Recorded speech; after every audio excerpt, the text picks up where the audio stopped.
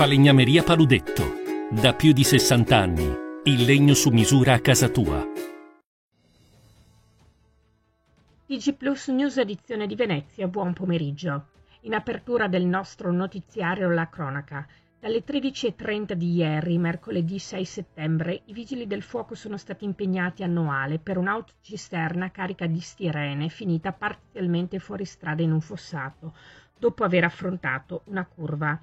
I pompieri arrivati da Mestre hanno messo in sicurezza l'auto articolato e fatto intervenire il nucleo regionale NBCR, che sta per nucleare biologico chimico radiologico, che hanno predisposto tutte le operazioni per travasare l'idrocarburo su un'altra cisterna.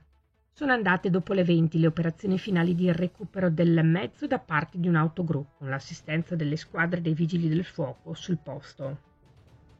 La politica. È ripreso il lavoro parlamentare sul disegno di legge sull'autonomia. Voglio ringraziare i parlamentari, ai quali ora è affidato il compito di dar seguito al lavoro prezioso impostato dal governo. Il Veneto si aspetta che i lavori possano procedere con celerità, andando a rispettare la tabella di marcia proposta a fine 2022 dal ministro Calderoli, dando seguito senza clamori e con pragmatismo alla voce di tanti cittadini della Repubblica, tra i quali 2.273.000 cittadini residenti in Veneto, che nel 2017 sono andati a votare e hanno chiesto di applicare l'autonomia differenziata.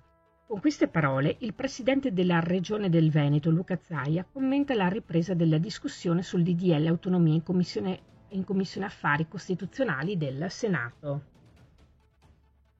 Passiamo alla pagina della cultura e degli spettacoli. Nella giornata di oggi, alla Mostra del Cinema di Venezia, sarà la volta dell'ultimo dei 6 film italiani in concorso. Si tratta di Lubo di Giorgio Diritti, tratto dal romanzo Il seminatore di Mario Cavatore, il quale ha raccontato alla regista vicende poco note che sono successe in Svizzera per 50 anni. Altro film in gara è Olli di Fientroch, incentrato sul misterioso dono ricevuto da un adolescente, su cui una comunità proietta i propri bisogni e le proprie convinzioni. Tra le pellicole fuori concorso ci sarà Amor di Virginia Eleuteri Serpieri, Viaggio irreale nel cuore di Roma sulle tracce della madre scomparsa, e Ali di Quentin Dupieux, ritratto di Salvador Dalì. 2 giorni di musica e divertimento per celebrare le tradizioni contadine. Sabato 8 e domenica 9 settembre Jesolo ospiterà la 67esima edizione della Festa dell'Uva e del Vino, nella sua veste ampliata e rinnovata Wine and Folk. La manifestazione di quest'anno infatti rappresenterà un momento per ricordare e rivivere le tradizioni contadine di fine vendemmia.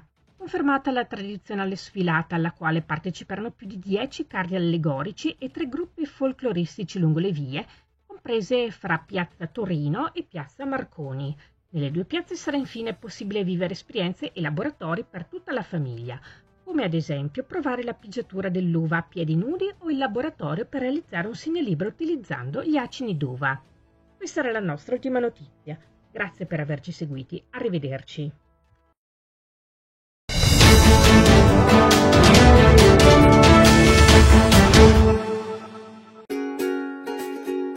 Falegnameria Paludetto. Da più di 60 anni. Il legno su misura a casa tua.